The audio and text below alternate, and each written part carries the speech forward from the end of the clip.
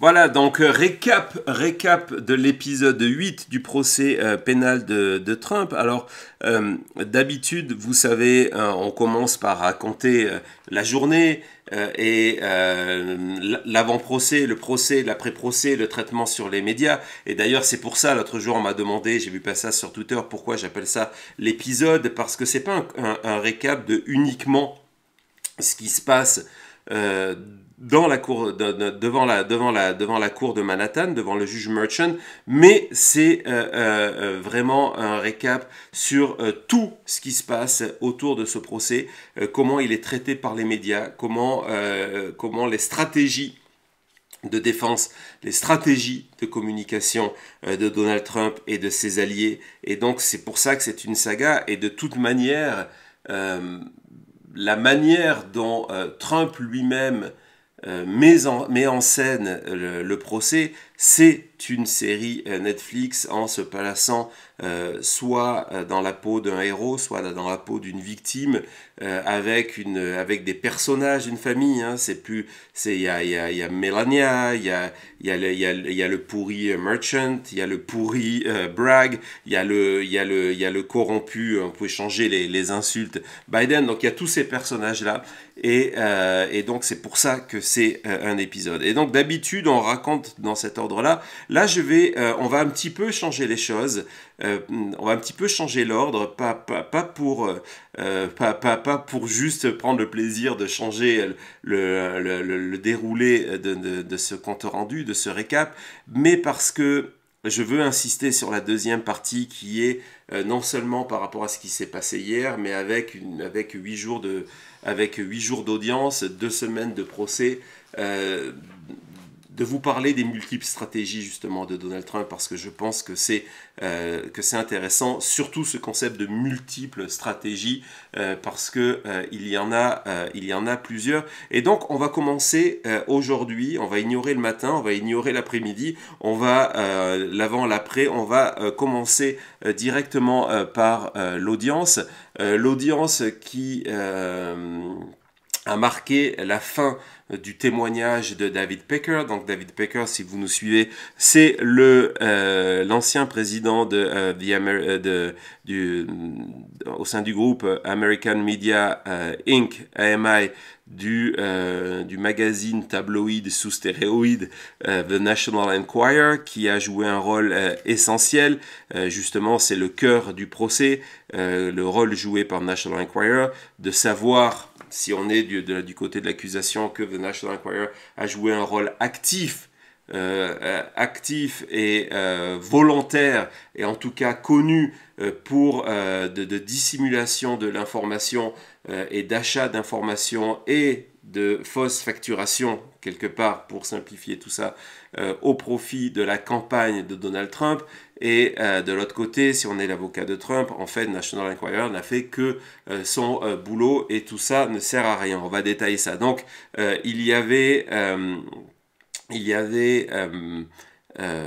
Pecker qui a été le premier témoin. Et quel premier témoin, encore une fois, c'est quelqu'un qui non seulement assume le travail qu'il a fait, hein, National Enquirer, ce sont la visite hebdomadaire des poubelles de l'information. Je ne sais même pas si on peut mettre le mot information, ce sont des ragots, mais justement ce qui a été démontré, ce qui est intéressant, ce qui a été démontré au moment du procès, c'est que The National Enquirer, il y avait des études extrêmement précises, et c'est une source d'information, c'est une des sources d'information pour beaucoup d'Américains qui, sans forcément l'acheter, le voyaient toutes les semaines dans les supermarchés, parce que c'est vendu à la caisse des supermarchés. Vous ne pouvez pas faire autrement que de voir les titres de The National Enquirer. Et donc souvent, pour les Américains qui s'informent pas ou s'informent peu, qui regardent de temps en temps la météo sur leur télévision locale, qui regardent Fox News lorsqu'ils vont au restaurant et que c'est à l'écran, l'autre manière de s'informer, c'était National Enquirer. Et ils avaient aussi déterminé, hein, point important, que une grande partie de leur électorat, hein, c'est normal, était pro-Trump. On recoupe dans cette réalité de l'électorat Trump, qui est un électorat populaire, blanc, qui n'a pas fait, qui n'est pas que ça, mais majoritairement, qui n'a pas fait d'études ou très peu d'études, et c'est le lectorat de National Enquirer. Donc c'était vraiment un mariage d'intérêts qui était extrêmement important. Et hier, j'ai trouvé ça assez intéressant parce que ça va correspondre aux stratégies, non seulement aux stratégies utilisées par Trump maintenant, mais aussi aux stratégies de communication de Trump depuis sa déclaration en juin 2015, lorsqu'il a annoncé sa candidature. Je vous rappelle, il descend du haut de la Trump Tower, il descend vers le peuple. L'image est symbolique, accompagnée de Melania. Et justement, les études de National Enquirer avaient démontré que leur lectorat, qui était pro-Trump, était fan absolu. On se projette dans le rêve, fan absolu de tout ce qui est dynastie, prince, princesse, roi. Donc ils sont fascinés par ce qui se passe en Angleterre. La dynastie, ça a été très longtemps les Kennedy, et dans cette idée, c'est la dynastie Trump qui a remplacé la dynastie Kennedy, et que donc il y avait une carte à jouer autour de cet aspect-là, et c'est quelque chose que cultive la campagne Trump, hein, de sa déclaration à encore hier d'ailleurs, cette idée que c'est une forme de royauté américaine. Souvent je dis que le complexe américain, c'est de ne pas avoir de roi et de reine, et c'est pour ça qu'on parle ici presque autant qu'en Angleterre de ce qui se passe du côté de Buckingham Palace. Et Trump a été une sorte de substitut à ça, et son électorat, qui est aussi le lectorat de National Enquirer, est fan de cet aspect-là. Donc voilà, pourquoi je vous dis ça? Parce que c'est important à garder en tête, à mon avis, mais aussi parce que c'est revenu à un moment important de la procédurière. Donc la procédurière, ça a commencé jeudi, ça s'est encore développé vendredi. Ça a été un moment où l'interrogatoire général de Pecker s'est terminé, et on est rentré dans des phases qui sont de ce qu'on appelle cross-examination, de contre-interrogatoire. Et donc le contre-interrogatoire déboule sous une nouvelle série de questions, qui déboule sur une nouvelle série de questions, cette fois-ci par la défense. Donc il y a un nouveau examen, une cross-examination. Et donc on a été ces derniers jours dans cette partie-là. Et à un moment, parce que c'est la stratégie, c'est très clair à la cour des avocats de Donald Trump, Emil Bove, qui était en charge de ce contre-interrogatoire, avec une dureté assez impressionnante par rapport à Pecker, même si c'était pas une attaque organisée. Il y a toujours une espèce de retenue à attaquer Pecker, et on l'a vu du côté de Trump, il n'y a pas eu d'attaque de Pecker. Donc la rumeur, forcément, et je suis allé revérifier, c'est quelque chose qui se disait déjà en 2018, que Pecker avait le coffre plein d'informations compromettantes sur Donald Trump. Pourquoi pas? Comme on dit aux États-Unis, il sait où les cadavres sont enterrés. Pourquoi pas? Parce qu'en fait, il a même admis devant la cour qu'en parlant d'autres vedettes, en parlant d'autres stars, pas en parlant de Trump, que justement, ils avaient des dossiers compromettants et qu'ils les utilisaient dans le cadre d'un groupe, d'appeler par exemple un Tiger Woods, qui ne souhaitait pas faire la couverture du magazine de golf du même groupe, et de lui expliquer, bah écoute Tiger, si, je paraphrase, si tu ne fais pas la couverture de notre magazine de golf, à National Enquirer, dans le coffre de David Pecker, on a une information compromettante pour toi, sur toi. Et donc, si tu ne la fais pas, on va la sortir. C'est le National Enquirer.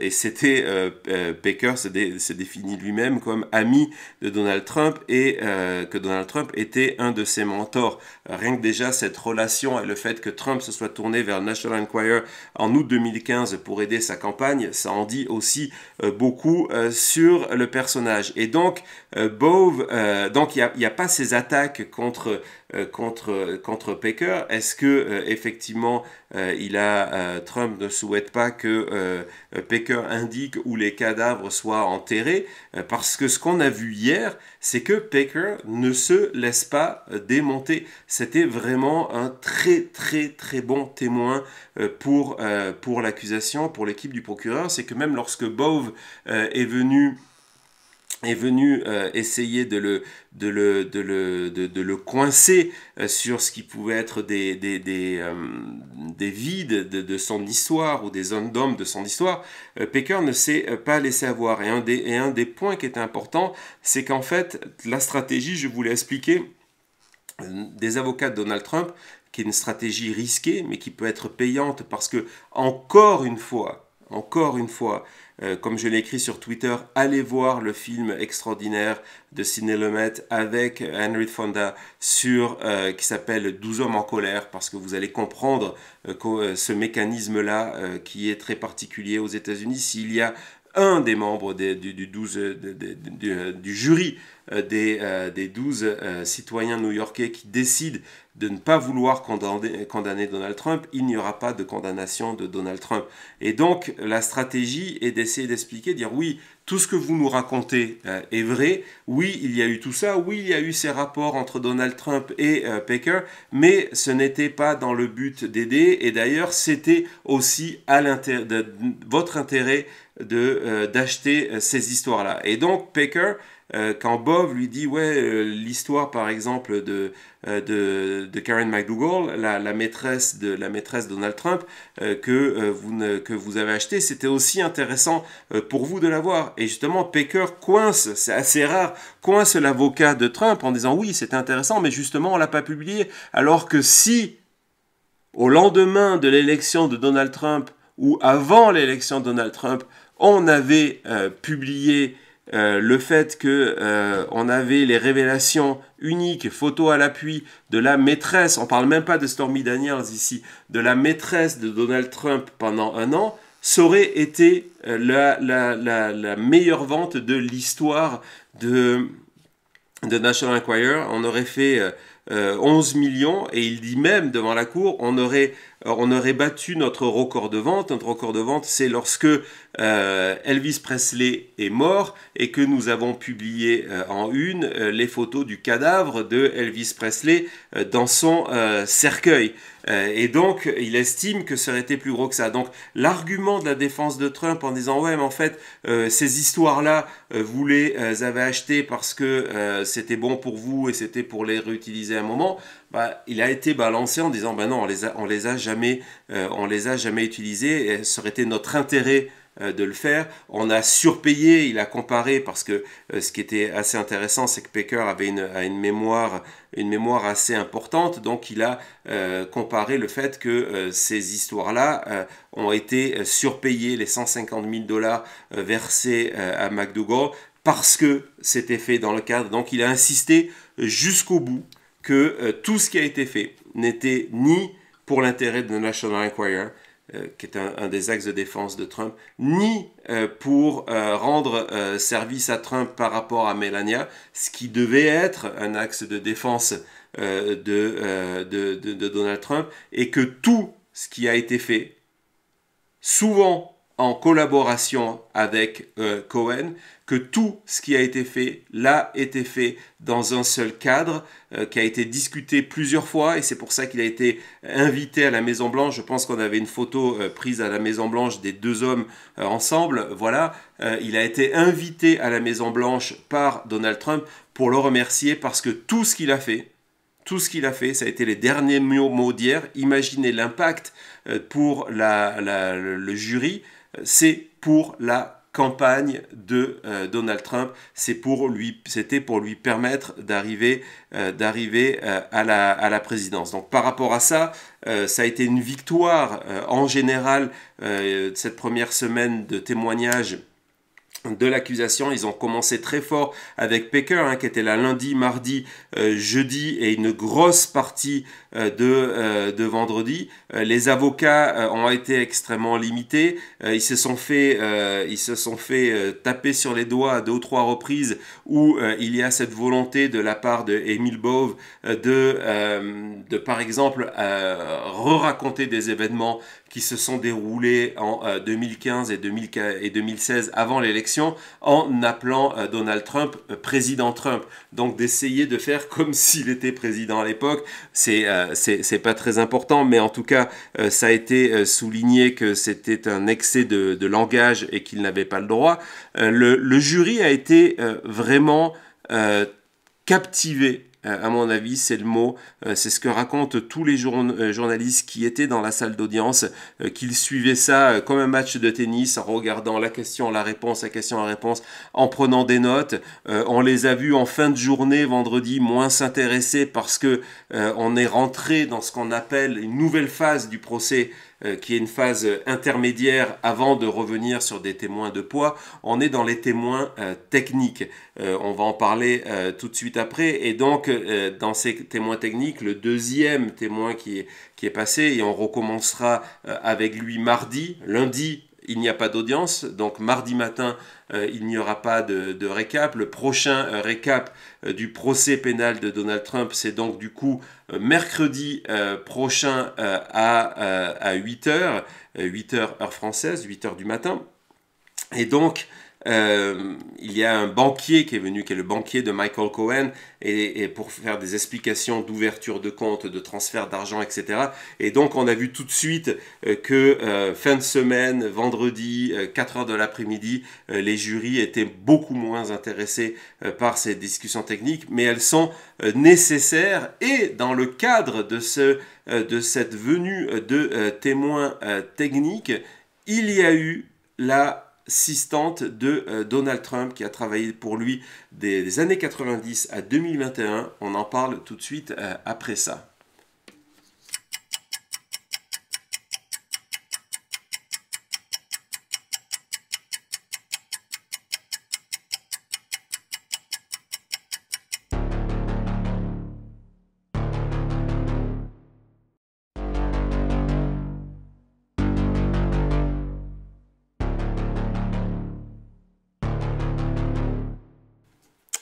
Voilà, nous revoilà dans ce récap de l'épisode 8 du procès pénal de Donald Trump. Merci, vous êtes très nombreux encore une fois à nous suivre en direct entre YouTube et Twitter. Merci beaucoup. Si vous êtes sur Twitter, je vous invite à venir nous rejoindre sur YouTube et à vous abonner à la chaîne, à poser vos questions sur le chat. C'est toujours très apprécié. D'ailleurs, si vous avez des questions sur tout ce que je raconte, laissez-les dans le chat. Thomas les sélectionne et puis j'essaie d'y répondre après. Je voudrais aussi remercier celles et ceux qui ont décidé de soutenir notre travail, émission après émission, dont certains pour la première fois. Merci Laguneda pour ton super stickers. Merci Wellington Yue pour également ton super stickers. C'était un nouveau membre, en tout cas c'est tout récent. Je sais avoir vu passer ton nom il y a quelques jours comme membre des teams La Chutiste. Merci à toi.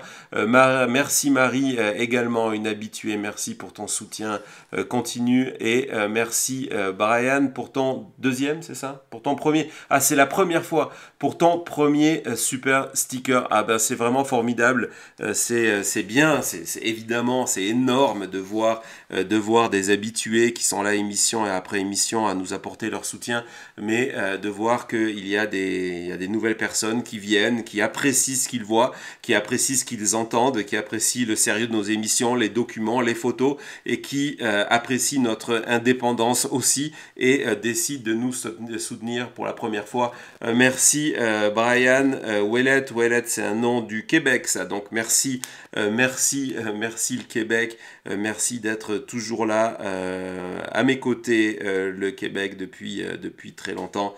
Vous savez que vous avez une place particulière ici.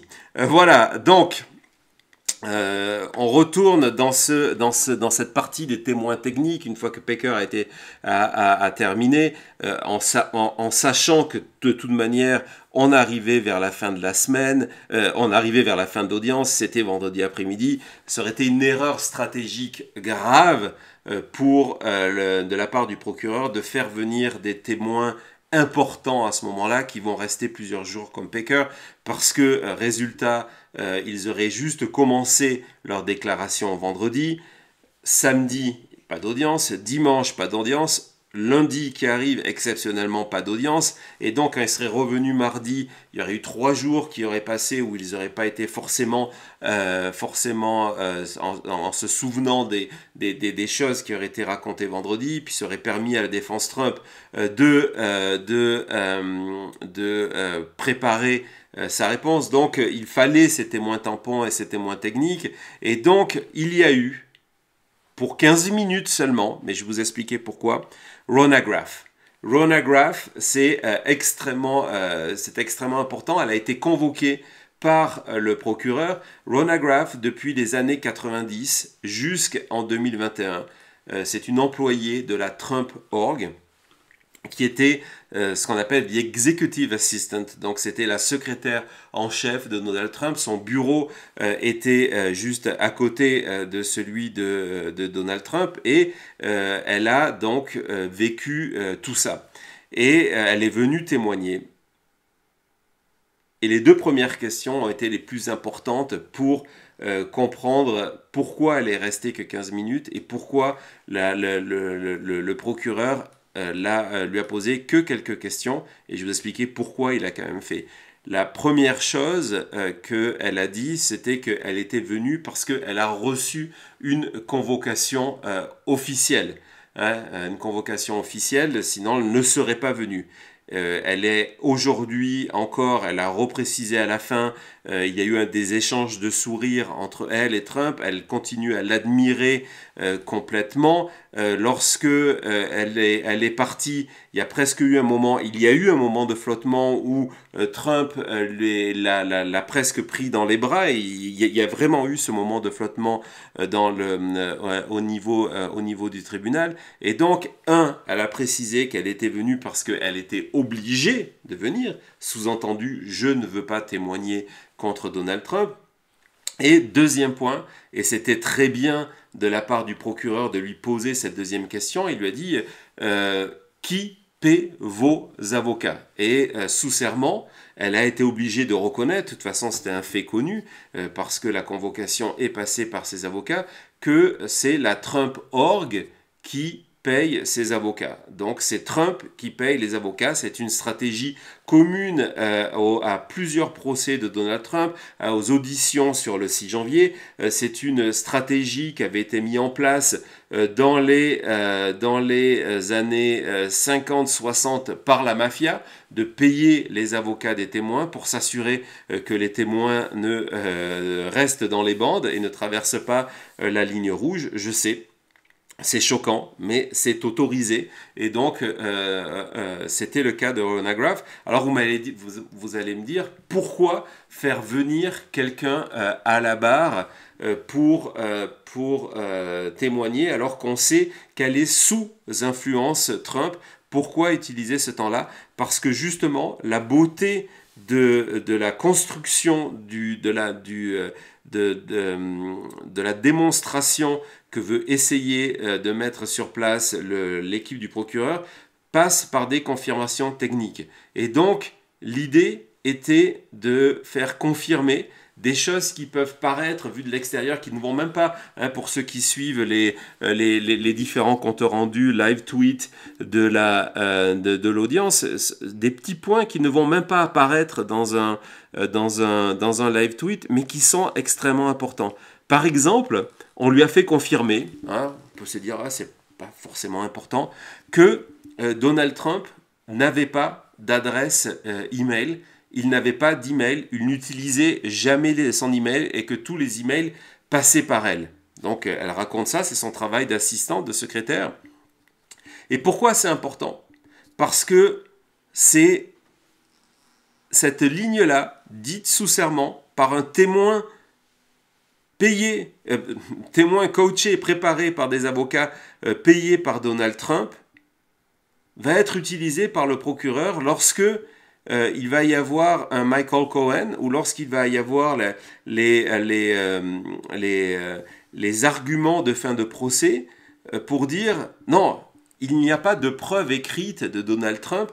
Comme vous l'a raconté Michael Cohen, c'était des meetings en face à face. Comme vous l'a raconté Pecker, c'était des meetings en face à face et par téléphone. Et pourquoi il n'y a pas de trace écrite? Parce que Donald Trump ne le faisait pas. Vous avez entendu sa secrétaire, vous avez entendu son assistante, qui est encore fidèle à lui aujourd'hui, qui vous a certifié qu'il n'avait pas d'email. Donc c'est normal qu'il n'y a pas, c'est pas parce que, comme va vous le présenter la défense Donald Trump, s'il n'y a pas d'email, c'est qu'il n'y a pas de trace écrite. S'il n'y a pas de trace écrite, c'est que ça n'a pas existé. Non, il n'y a pas de trace écrite parce que Donald Trump n'utilisait pas l'email. Donc vous voyez comment cette petite phrase va avoir une importance plus tard. Et puis surtout, Rona Graff, et c'était le point le plus important à mon avis de sa très courte déposition, son très court témoignage,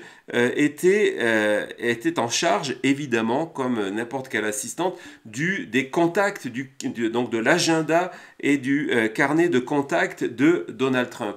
Et on a pu démontrer deux choses. C'est que dans les contacts directs de Donald Trump, pas de la Trump Org, le contact direct de Donald Trump dans son carnet d'adresses avec nom et numéro de téléphone, on a retrouvé Karen McDougal. Donc elle a confirmé que Karen McDougal était là. Le procureur a montré ces éléments au jury et donc Rhonda McGrath a confirmé que ces documents-là étaient vrais et étaient authentiques. Donc imaginez, vous êtes membre du jury, on vient de vous raconter cette histoire de Karen McDougal, maîtresse pendant un an, etc. Et on vous montre qu'elle est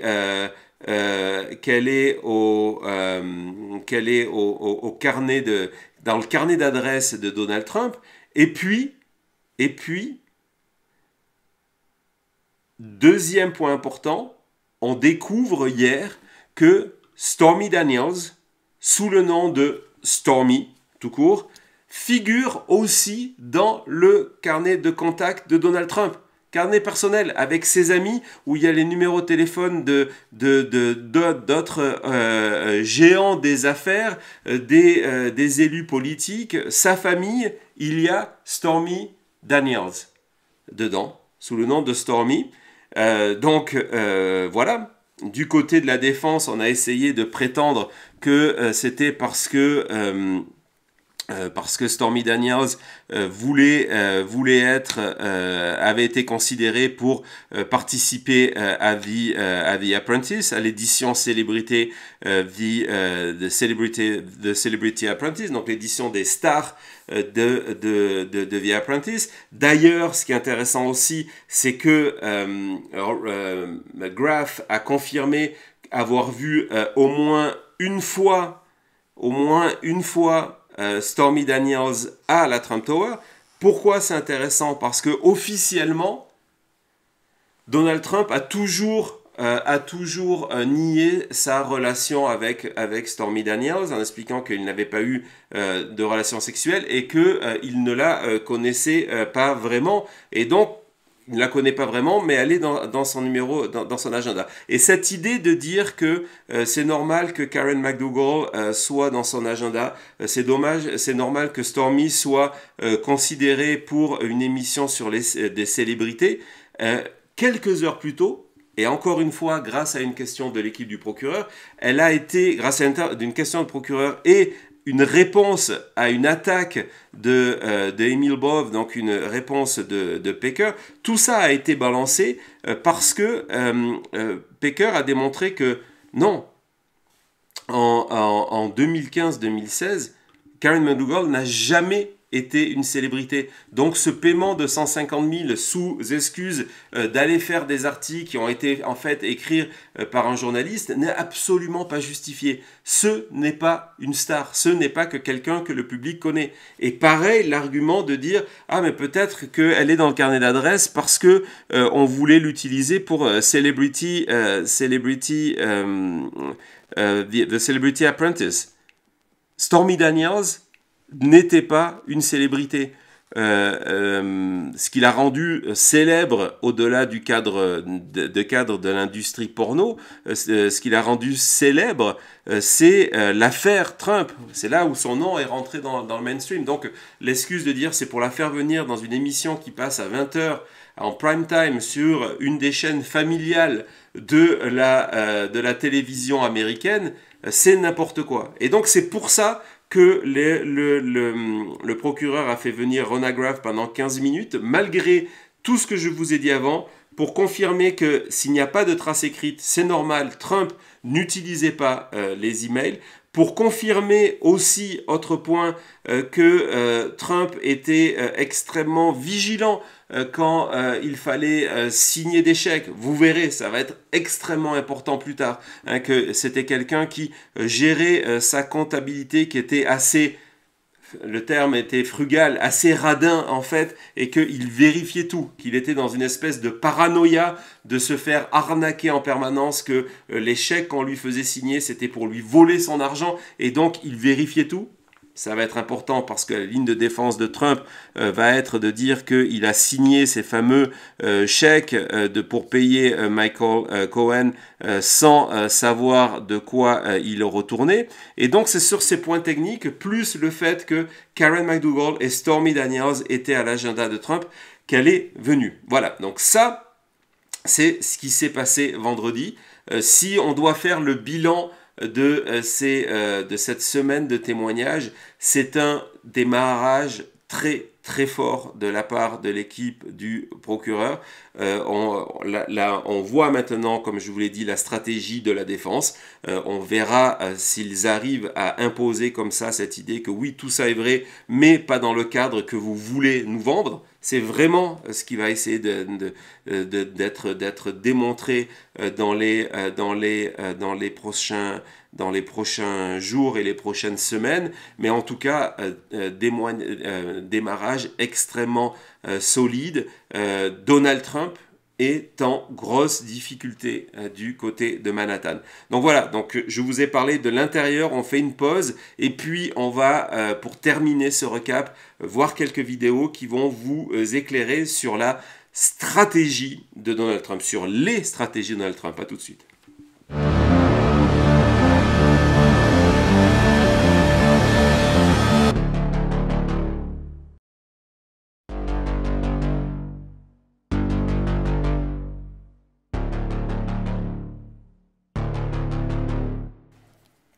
Voilà, très heureux de vous retrouver encore une fois, hein, je me répète, mais vraiment, vous êtes vraiment de plus en plus nombreux. Ça nous étonne toujours autant. Merci beaucoup, ça nous épate, toujours autant, pas étonné. Et merci Mamie Nanou pour ton super chat. Non, pas eu le temps de se raser aujourd'hui. Ça sera pour la prochaine fois. Et merci aussi, alors je sais pas comment ça se prononce, désolé si je me trompe, Sebai Dokai ou Sebai Doki ou Sebi Doki, je sais pas, qui nous envoie un super chat qui dit bravo pour votre travail, je suis fan, ben merci beaucoup. Et en plus c'est la première fois aussi, ben voilà, c'est exactement ce que je disais tout à l'heure. Merci beaucoup pour ton nouveau soutien, c'est vraiment très apprécié. Et comme le dit Thomas, nous sommes 2150 en direct pour une émission du samedi, du récap. C'est vraiment formidable. Et je vois qu'il y a beaucoup de Québécois et vraiment ça fait plaisir. J'ai un petit peu mauvaise conscience lorsque je fais ces émissions à 8h du matin, heure française, ce récap.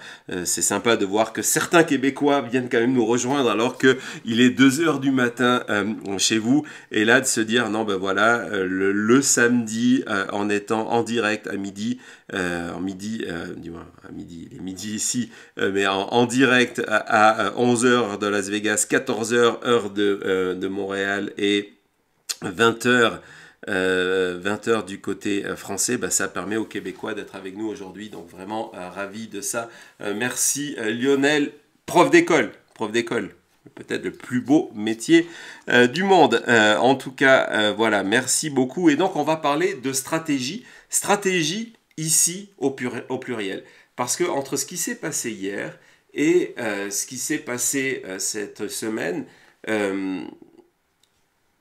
ça nous permet d'établir la manière dont du camp Trump, et rien n'est au hasard bien évidemment, ce procès a été préparé à ce niveau-là, avec des gens qu'il ne faut pas sous-estimer, même si par moments ils nous amusent, mais donc il y a, ou nous étonnent, ou nous rendent fous de bêtises. Il y a 3 stratégies, à mon avis, qui ont été mises en place par le camp Trump. La première stratégie, c'est la plus importante pour lui parce que c'est celle qui décidera ou pas de partir, d'avoir une condamnation de Donald Trump et pourquoi pas une peine de prison derrière. Donc c'est celle, on l'a vu dans les tribunaux de la part des avocats de Trump, de dire qu'il n'y a pas eu de crime, ce fameux no crime. Et ce fameux no crime qui est répété à l'envi. Donc premier niveau de stratégie qui est répété à l'envi sur les réseaux sociaux par les supporters pro-Trump et sur Fox News par exemple, mais en général les chaînes de télévision alliées de Donald Trump. Ce no crime a pris une autre dimension. On va regarder 2 secondes de Fox News où on passe comme il n'y a pas de crime, c'est la preuve que c'est un procès politique parce que Donald Trump va gagner l'élection. C'est parti. The only crime that Donald Trump is being prosecuted for is the crime of running for president. They are trying to jail him, they are trying to bankrupt him, and they're trying to remove him from the ballot. This is unprecedented in the history of our country, and that's why, if you want to know why he's leading in the polls right now, why the Republican Party has rallied around him despite the fact that many people wanted another nominee, it's because of this.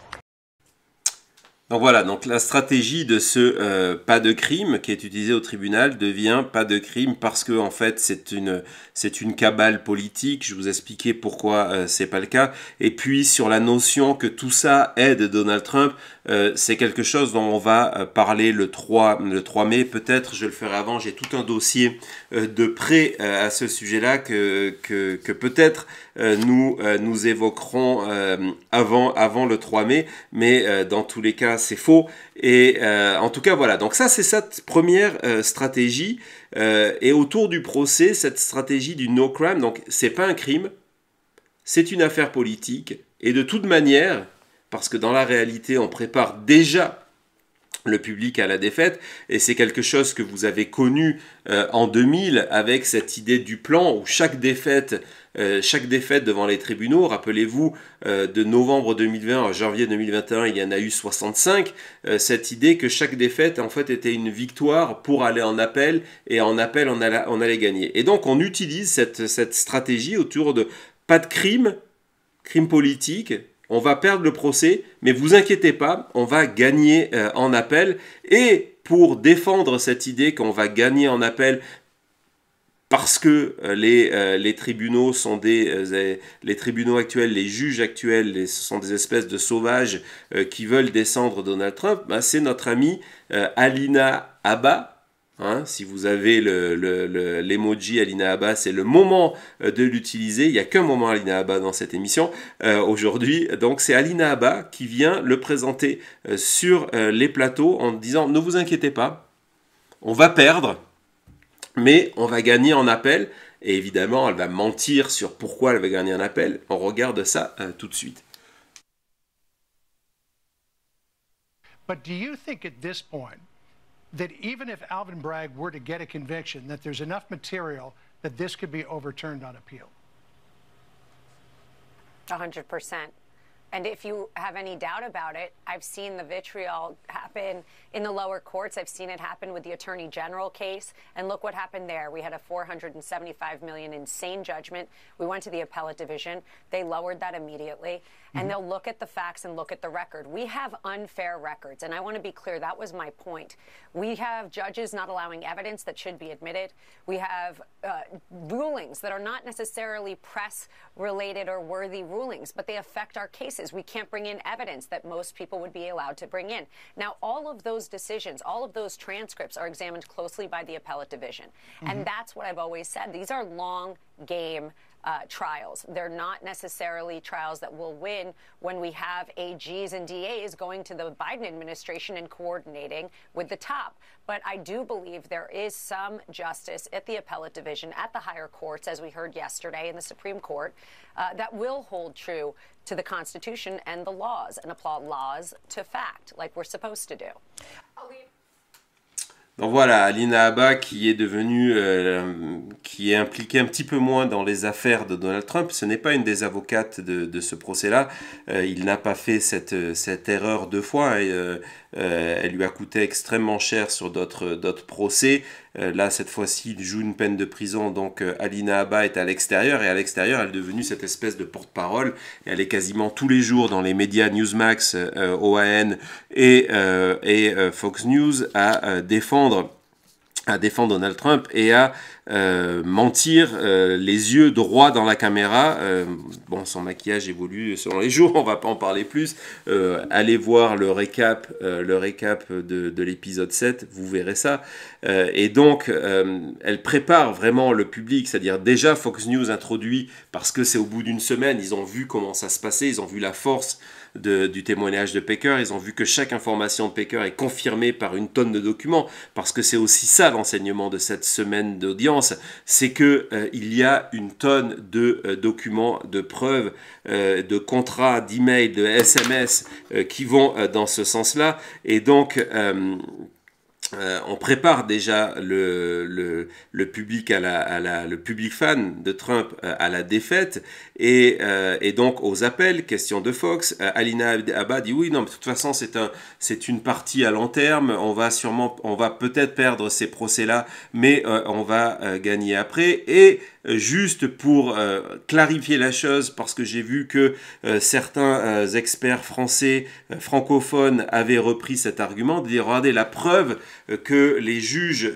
en premier niveau, les juges comme le juge Merchant, le juge Engoron sont contre nous et à l'ordre du pouvoir, c'est que notre amende de 450 millions a été baissée à 175 en cours d'appel, ce qui veut dire que quelque part il y a une faute.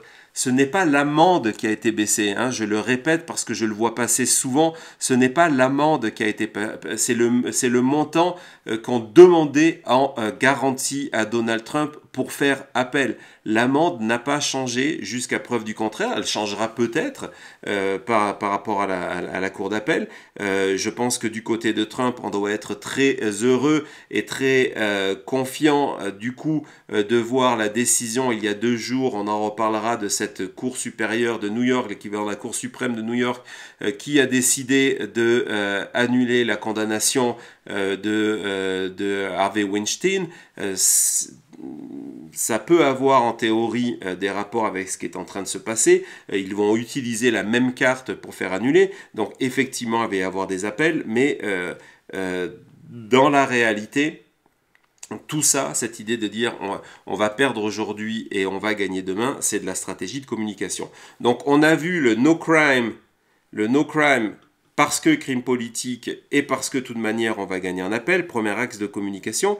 La deuxième axe de communication que je trouve intéressant, en fait, il est vers les médias.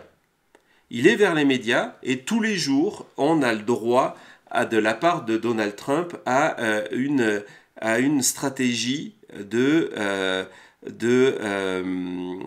d'écran de fumée. La réalité, c'est que ce qui se passe devant les tribunaux est extrêmement négatif pour lui. Le témoignage de Pecker et les preuves présentées sont extrêmement négatifs pour lui. Donc, il ne veut pas que les médias et je ne parle pas ici que des médias pro-Trump, mais les médias en général, il ne veut pas que les médias parlent de ça. Et donc chaque jour, il y a la création d'un mini-scandale, d'un faux scandale, d'un dossier, d'un sujet controversial. C'est quelque chose qu'il pratiquait avec génie lorsqu'il était à la Maison-Blanche, de créer des nouvelles histoires, des nouveaux problèmes au quotidien pour effacer celui d'hier et quelque part nous habituer au scandale du jour. D'ailleurs, par rapport à cette habitude, ce qu'on vit dans le procès, c'est une espèce de vision accélérée de ça. Le fait que, par exemple, hier, Trump s'est endormi plusieurs fois à la barre, pas à la barre, dans la salle d'audience, à un moment, d'après plusieurs des journalistes qui étaient sur place, un sommeil profond, il était en période vraiment de sieste, et on n'en parle quasiment plus.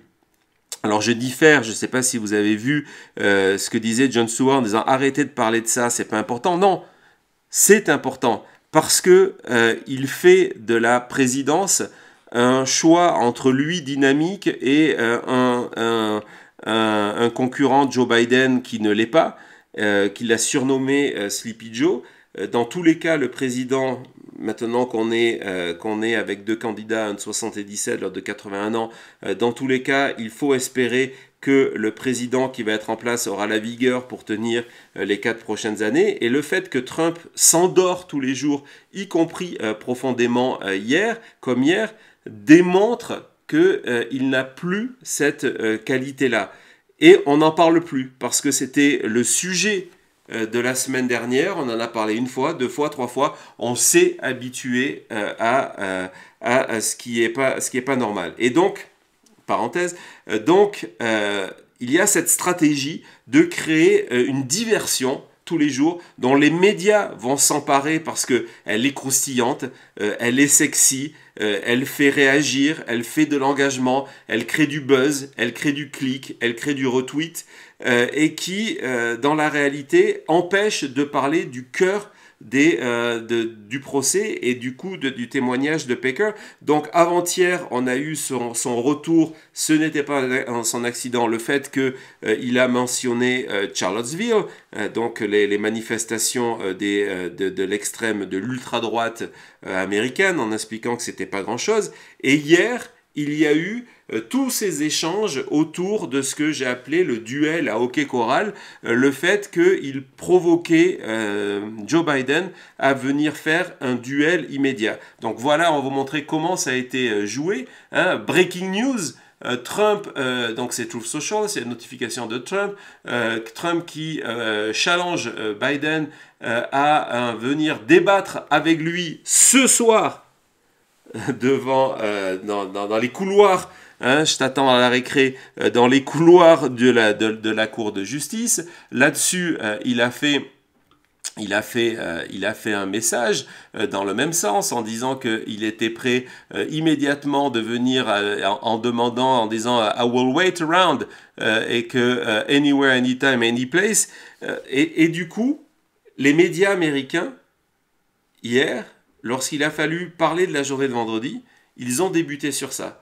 Sur le fait que, la campagne est partie sur un autre niveau. Biden, le matin, invité d'une émission radio, dit qu'il débattra Donald Trump. Donald Trump qui rentre dans cette brèche et qui provoque à venir dire « Ok, si tu veux me débattre, je peux venir à la Maison-Blanche, je peux venir de partout. Faisons-le maintenant à la Cour de justice. » Tout ça, c'est de la stratégie d'écran de fumée pour qu'on ne parle pas du reste. Et c'est pour ça que ces récaps sont importants. C'est pour ça que je prends du temps à vous expliquer, parce que on ne veut pas, ici, à la chute, tomber dans ce piège-là, même s'il faut en parler. On ne veut pas tomber dans ce piège-là, ce piège tendu par Donald Trump aux médias qui sont friands de ce genre d'histoire. Donc, ça, c'est la première stratégie. Donc, on a vu la première stratégie, celle du tribunal. La deuxième stratégie, celle vers les médias. Et la troisième, celle mis sur pied pour ses fans, pour son auditoire. Et c'est dans ce cadre qu'il faut lire et voir et regarder tous les moments où Donald Trump va se plaindre. hein, où il va pleurer en public, et c'est continu. Donc nous, ça nous fait sourire, mais c'est une stratégie voulue pour ses supporters. Donc hier, par exemple, et c'est le seul, même si on reconnaît qu'il fait froid dans cette salle d'audience, ça a été expliqué par le juge pourquoi ce n'est pas possible, et de toute façon c'est la justice, il est encore allé, comme il le fait chaque jour, se plaindre de la température de la pièce en expliquant que c'était sûrement fait exprès, nouvelle théorie de la conspiration. On regarde ça tout de suite. So we have another day of court in a freezing courthouse. It's very cold in there, on purpose, I believe. They don't seem to be able to get the temperature up. It shouldn't be that complicated, but we have a freezing courthouse, and that's fine. That's just fine. Let them keep handing it out. There's a rigged trial. Thank you very much, everybody.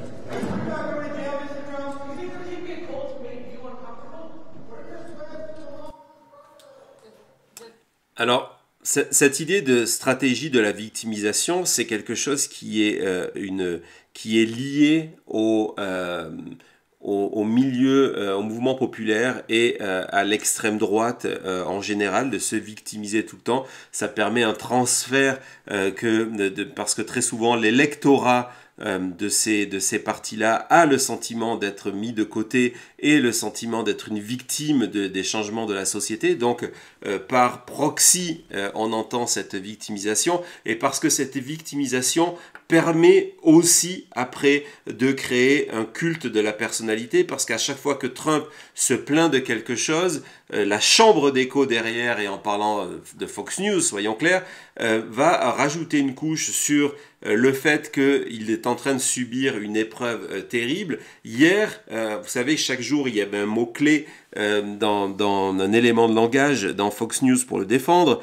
Ça a été Nelson Mandela, ça a été pire que les terroristes emprisonnés à Guantanamo. Et hier, le mot qui est revenu plusieurs fois, et ce n'est pas un accident sur Fox News, c'est le fait que Donald Trump est un héros. Que c'est un héros parce que justement il tient dans un procès ridicule qui n'a aucune raison d'être face à des conditions terribles où les méchants, les démocrates, essayent de le faire craquer en le gelant. Mais tout ça, donc, c'est une stratégie de communication vers ses fans dans un but très précis. Et le dernier exemple, on va terminer sur ça, ce récap du 8e épisode, l'exemple fort d'hier de cette victimisation a tourné autour de Melania. Et on commence par cette vidéo. C'est la première chose que Trump a dit vendredi matin à New York lorsqu'il est arrivé au tribunal.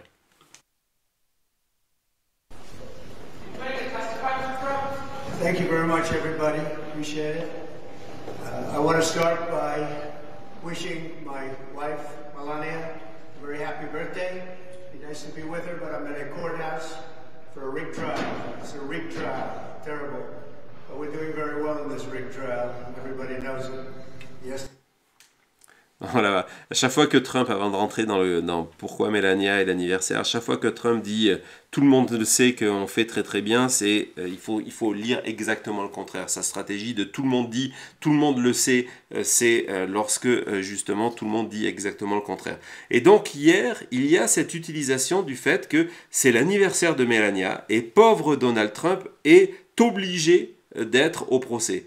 Au procès où justement on lui reproche d'avoir tout fait pour cacher le fait qu'il trompait Melania Trump avec une playmate, puis avec une actrice de film porno. Mais là, c'est pas ce qui intéresse Donald Trump. Ce qui intéresse Donald Trump, c'est de dire, voilà, c'est son anniversaire, j'aurais aimé être avec elle, et on m'oblige d'être là pour ce procès qui ne sert strictement à rien. Je suis encore une victime. Voyez comme tous les sévices que l'on me fait subir. Et donc, évidemment, c'est un élément de langage. Et à partir de là, toute la journée tourne autour de ça. Donc, on reçoit une alerte lorsqu'on est supporter de Donald Trump. Regardez ce message. I love you, Melania. Je t'aime, Melania. J'aimerais être avec notre adorable première lady pour son anniversaire, mais à la place, je suis coincé au tribunal. Donc ça, c'est l'alerte que les supporters de Trump reçoient dans leur téléphone. Hein, ça commence « I love you, Melania ». Donc, je vous disais tout à l'heure, quand on parlait du lectorat de National Enquirer et de l'électorat de Donald Trump, le fait qu'ils aimaient toutes ces histoires de princes, de princesses et de dynasties, et que Trump avait pris cette place dans la société, dans une partie de la société américaine, et que c'est pour ça aussi qu'on parle de récap d'épisodes, on est exactement dans ça. Et donc, ce Trump, Melania, Eric, Alina, tous ces gens-là sont des personnages. Hein, ils sont devenus des personnages qu'on appelle par leur prénom. Ils sont devenus des personnages d'une saga qui est vendue aux Américains qui vivent ça comme si c'était un épisode de télé-réalité. Et c'est quelque chose qui fonctionne avec les supporters de Trump. Donc ça, c'est le premier message. Donc le I love you, Melania. On va ouvrir l'email parce que forcément... voilà, on a besoin de voir de quoi il en retourne. Et donc voilà, message du président Trump. I love you, Melania. Je t'aime, Melania. Et bon anniversaire. Et évidemment, vous savez où je vais en venir, c'est que tout cela est utilisé, la pitié, la victimisation, le fait que Trump est un martyr, est utilisé pour aller taper financièrement les supporters de Donald Trump. Fin du suspense, épisode suivant. Voilà, j'aimerais être avec Melania pour son anniversaire, mais à la place là, donc on clique sur le message et on arrive sur une partie où il faut donner de l'argent. Donc voilà, donc c'est que des lignes qui permettent de donner à Donald Trump. Et d'après, on attendra les comptes officiels pour aller vérifier. D'après Lara Trump, donc la nouvelle présidente du parti du RNC, donc du National Committee du Parti républicain, cette stratégie fonctionne parce qu'elle permet de collecter près de $1 million par jour de procès. Donc voilà, stratégie de victimisation parce que c'est une stratégie de collecte de fonds. Voilà, on a fait le tour du 8e épisode du récap. Si vous avez du récap du 8e épisode du procès pénal, je ne sais pas, est-ce qu'il y avait des questions sur cet épisode-là? Non, bah, formidable. On va du coup faire une pause de quelques secondes.